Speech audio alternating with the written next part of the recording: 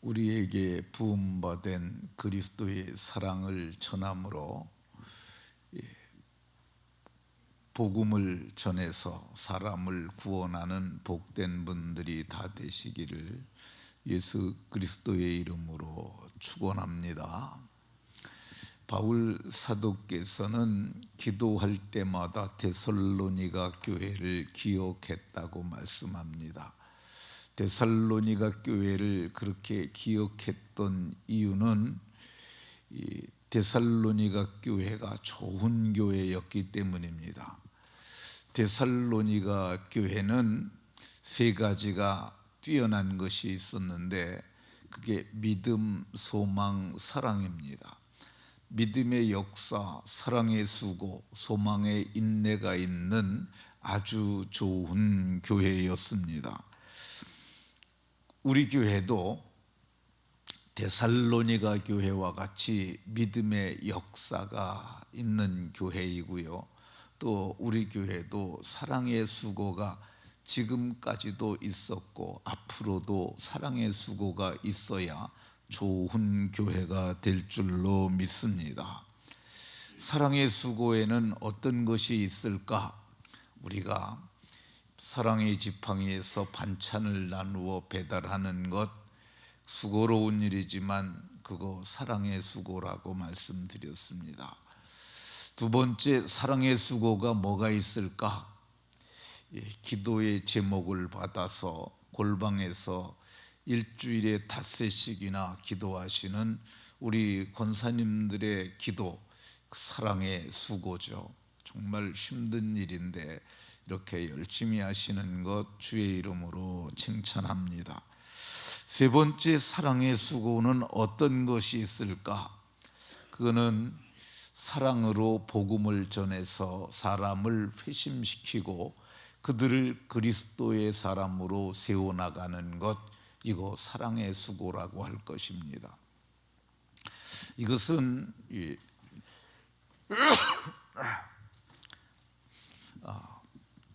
처녀와 총각이 만나서 혼인하여서 그리고 수태를 하고 자녀를 낳아서 양육하는 것과 같다 할 것입니다. 이거에 보통 어려운 과정이 아니죠. 그런데 성경은 이 과정을 해야만 하나님의 자녀가 출생을 함을 말씀합니다.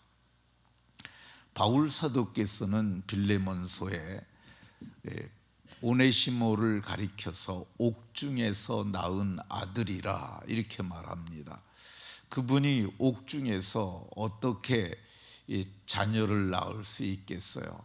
자녀를 낳으려면은 배우자가 있어야 되고 그리고 어떤 관계를 통해서 이렇게 자녀를 낳을 수 있지 않습니까? 옥중에서 낳은 아들이라는 표현은 이게 육신의 자녀가 아니라 영적 자녀였음을 말씀합니다. 바울 사도께서 그렇게 자녀를 낳았던 것처럼 우리도 자녀를 낳아야 합니다. 그러면 이 영적 자녀, 우리가 낳는 자녀가 하나님의 자녀예요. 그 자녀를 낳으려면 어떤 사람이 낳을 수 있을까? 이 자녀를 낳을 수 있는 사람들은 하나님이 택하신 사람들만 자녀를 낳을 수 있습니다. 마리아를 하나님께서 택하셔서 그에게 지극히 높으신 이의 능력이 덮으심으로 나실 바 하나님의 아들 곧 그리스도 예수가 출생하지 않았습니까? 세상에 많은 처녀가 있었지만 오직 마리아만 택함을 받았습니다. 마리아가 택함을 받아서 하나님의 아들을 낳았던 것처럼 택함 받은 사람들이 영적 자녀 곧 하나님의 자녀도 낳을 수 있습니다. 이 사람들이 누굽니까? 오늘 예수님 믿어서 구원받은 사람들이죠. 오늘 성경에도 보면 데살로니가 교회 성도들을 향하여 4절에 너희를 택하심을 아노라 이렇게 말씀하잖아요. 우리를 다 택하신 거야. 데살로니가 교회 성도를 택하신 것처럼 택함 받은 증거가 뭐냐? 택함 받았으니까 세상에서 나왔죠. 택함받은 증거가 뭐냐? 이 새벽에 나오신 분들이 택함을 받지 않았으면 어떻게 나올 수가 있겠습니까? 택함받은 자들이 이 영적 자녀를 낳을 수 있는 줄로 믿으시기 바랍니다. 누가 영적 자녀를 출산할 수 있느냐? 그리스도의 사랑을 받은 사람들이에요. 사랑하는 사람들이 서로 혼인해서 사랑함으로 자녀를 낳지 않습니까? 근데 성경은 이렇게 말씀합니다. 로마서 5장 5절에서 우리에게 주신 성령으로 말미암아 하나님의 사랑이 우리 마음에 부은 바 되었다고 말씀합니다. 하나님의 사랑이 우리 마음에 부어져야 돼요. 그래서 사랑이 사랑을 조금 받은 게 아니라 부어졌다고 말씀합니다. 하나님의 사랑이 부어지는 것을 어떻게 아느냐? 십자가의 대속을 깨달으면 알게 됩니다. 하나님이 우리를 사랑하셔서 하나님은 아들을 내어주셨고요, 아들 예수께서는 친히 자기 몸을 우리의 대속물로 내어주셨어요. 우리를 사랑하사 자기를 내어주셨는데 자기를 속전으로 주셨다고 개역성경에서는 말씀해요. 또 다른 곳에서는 우리를 사랑하셔서 자기 몸을 생축은 짐승이에요. 짐승을 우리가 잡을 때 우리가 먹는 짐승이니까 그렇지, 근데 예수님은 짐승처럼 십자가에서 비참하게 죽으셨어요. 그러니까 예수님이 왜 죽으신 겁니까? 내 죄를 지고 여러분들의 죄를 지고 하나님의 어린 양으로 십자가에서 죽으신 거잖아요. 그 사랑을 깨닫는 순간 성령으로 말미암아 그리스도의 사랑이 우리 마음에 부은 바 됩니다. 그러니까 사랑이 있어야 사랑의 수고를 할 수 있고 사랑의 열매를 맺을 수가 있습니다. 근데 그리스도의 사랑을 많이 받았을지라도 우리가 뜻을 정하지 아니하면 사람을 구원하는 영적 자녀를 출산할 수 없습니다. 이게 뜻을 정해야 해요. 이게 뜻을 정하는 것이 뭐냐? 내가 사람들에게 이 사랑을 전해서 저들도 사랑으로 말미암아 새 생명을 얻는 사람이 되게 하여야겠다라는 뜻을 정하는 것이죠. 그걸 우리는 태신자 작정이라고 얘기를 합니다. 뜻을 정하는 거예요. 누구에게 가서 이 복음을 전할까 생각을 하고 그리고 가서 그 복음을 전하는 거야. 근데 복음을 전하기 전에 먼저 해야 될 게 뭐냐?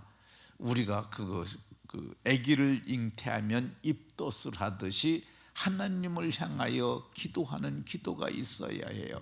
하나님, 내가 이 사람을 내가 마음에 품었습니다. 내가 이 사람을 마음에 두고 하나님 앞에 기도하는데 주께서 루디아의 마음을 열으셨던 것처럼 저의 마음을 열어주옵소서. 그리고 우리가 태교를 하듯이 가서 복음을 전하는 거야. 그러니까 복음을 전하는 것은 다양한 방법들이 있습니다. 근데 어쨌든 그걸 목적으로 가지고 가서 하는 거야. 처음부터 복음을 딱 뒤밀면은 거부할 수 있어요. 그래서 우리는 관계를 좋게 하기 위해서, 그렇지 않습니까? 그냥 예수님 믿어야 구원받는다고, 안 믿으면 지옥 간다고 이러면 그 사람들이 쉽게 마음을 열겠어요? 우리 차 한잔 하자. 그리고 그 사람 만나가지고 좋은 얘기 많이 해주는 거야. 그리고 다음번엔 밥 한 번 먹자. 그리고 밥 한 번 사주는 거야. 그리고 좋은 얘기 많이 해요. 그리고 그 사람에게 또 다음에 만나가지고는 우리 교회 한번 갈래? 나 예수님 믿으니까 너무 좋다. 저는 거짓 없이 제가 말하는 것이 하나 있는데, 제 일평생에 가장 잘한 선택은 예수님을 믿은 거다. 근데 예수님 믿고 그날부터 변화가 왔는데, 그것을 내가 예수님 믿고 이렇게 복을 받았구나, 그걸 깨닫는 것은 오랜 세월이 지났어요. 그때는 잘 몰랐어요. 근데 지금 생각해 보면 우리가 골로새서의 1장에 보게 되면 이방인에게 있는 복음의 영광의 풍성함을 말하잖아요. 그 복을 받은 걸 나중에 아는 거야. 근데 그거를 우리가 전도하는데, 전도는 우리가 복음을 논리적으로 전해서 이렇게 납득이 될 수도 있지만은 대개의 경우 간증이 쉽습니다. 어두운 데서 불러내서 우리를 기이한 빛 가운데 들어가게 하신 그분의 아름다운 덕을 전하는 거야. 나 옛날에는 정말 형편없는 사람이었는데 나 예수님 믿고 사람이 어떻게 살아야 되는지 그거를 알았어. 나 예수님 믿고 내 마음이 변했고 생각이 변했고 인격이 변했고 내 삶이 깨끗하고 거룩하게 살게 된 건 다 이 하나님의 은혜야라고, 이런 것들이 태교처럼 복중에 아이를 가지면 이 태교에는 굉장히 여러 복잡한 것들이 많습니다. 우리나라에도 있고 외국에도 있는데 복중에 아기에게 대화를 하는 거야. 아기야, 하나님께서 너를 내게 선물로 주셨어. 내 복중에서 내가 잘 자라기를 바란다. 좋은 생각해야 돼. 행복해야 돼. 그리고 건강해야 돼. 그리고 무엇보다 더 중요한 것은 하나님의 사랑을 받는 거란다. 이런 식으로 이 대화가 이루어지지 않습니까? 근데 그 사랑을 복중에 있는 아기에게 말을 하는 거야. 태신자를 품은 태신자에게 들려주는 거죠. 그리고 이 마지막 우리가 정한 태신자 해산주일이 있습니다. 그때는 좀 이렇게 잘 데려와야 되는데 안 될 경우에는 강권하여 데려와도 됩니다. 성경에도 예수님이 강권하여 데려다가 내 집을 채우라 그러는데, 이 강권이 지나치면은 좀 그렇지만은 지나치면은 다시는 안 나옵니다. 그렇지만은 좀 이렇게 나는 힘을 다하여 저들을 이끌어내는 그런 강권하는 수고가 있어야 합니다. 이렇게 해서 태신자를 낳는 일, 이거야말로 진짜 사랑의 수고죠. 사랑의 수고의 극치가 복음을 전하는 겁니다. 그게 복음을 전할 때 우리가 그 사람을 보면 육신적으로 평가할 수도 있거든요. 내 저런 것들에게 내가 복음을 전하느라고 이렇게 정말 낮아져 가지고 이렇게 해야 돼, 그런 마음이 들 수 있어요. 근데 그런 마음이 아니라 정말 이것이 내가 하나님의 자녀를 낳는 그 가치를 이루 헤아릴 수 없는, 그렇잖아요. 지옥 갈 사람을 천국에 갈 사람으로 변화시키는 거니까 그는 부가가치가 높은 어마어마한 산업이죠. 그 일을 한다 생각하고 해서 마침내 자녀를 낳는, 이것은 귀한 일입니다. 이것을 우리가 이번 전도 축제에는 함께 제자 훈련하는 이 전인적 성숙과 생산반이라는 반을 이번에 개설, 3학기가 그겁니다. 근데 성숙해야 혼인하고 혼인해야 그래야 자녀를 낳잖아요. 성숙하게 된 사람이 돼서 영적 자녀를 낳자. 그래서 이분들이 이번에는 25명이 이걸 주관을 합니다. 그래서 이번에는 정말 영적 자녀를 많이 낳았으면 좋겠습니다. 이거를 하면은요, 복음을 전하는 내가 은혜를 받고 또 사람이 구원받으면 나중에 하나님께서는 상급으로 갚아주실 겁니다. 이 기대를 가지고 이번에 전도 축제 잘할 수 있도록, 다음 주일이 선포주일인데 잘할 수 있도록 우리가 합력해서 이 사랑의 수고가 열매 맺게 하는 복된 분들이 다 되시기를 예수 그리스도의 이름으로 축원합니다.